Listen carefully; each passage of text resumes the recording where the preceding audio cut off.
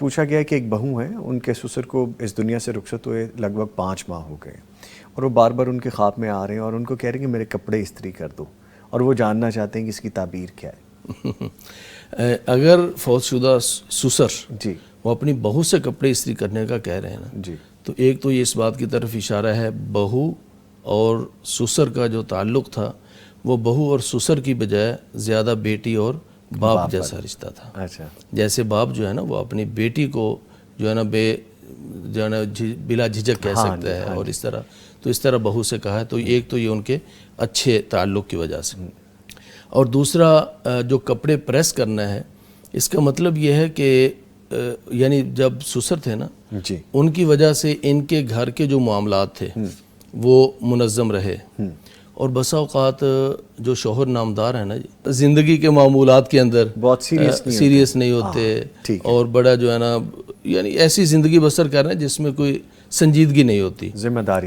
داری نہیں ہوتی۔ لیکن جیسے آپ نے کل ایک بات بیان کی تھی نا کہ والد صاحب نماز کے لیے ہمیں جگاتے تھے، والد صاحب جو ہے نا ہمیں ڈانٹ کر قرآن پاک کے لیے 1 گھنٹہ بٹھاتے تھے، اور جن کی یہ عادت بن جائے نا پھر شادی کے بعد بھی عادت بنی رہتی ہے الحمدللہ۔ لیکن شادی کے بعد بسا اوقات آدمی دوبارہ سست ہو جاتا ہے اپنی ذمہ داریوں کی وجہ سے، لیکن جب بزرگ ہونا تو بزرگ پھر ان چیزوں کو دیکھتے رہتے ہیں، اور بزرگ جو ہے نا ان چیزوں کی نگرانی کرتے رہتے ہیں۔ تو اب بزرگ تو 5 مہینے سے اللہ کے پاس پہنچ چکے، اب جو انہوں نے کہا نا کپڑے پریس کر دو، تو یہ شوہر کا اب خیال جو ہے نا وہ بیوی نے رکھنا ہے۔ اچھا، تو یہ جو ہے نا شوہر کی جو زندگی کے اندر ترتیب لانا، یا جو ان کی نماز وغیرہ کے اندر اگر کہیں ان کو سستی نظر آئے، وہ کام جو والد صاحب اپنے اس بیٹے سے کرواتے تھے یا کہہ کر کرواتے تھے، اب جو ہے نا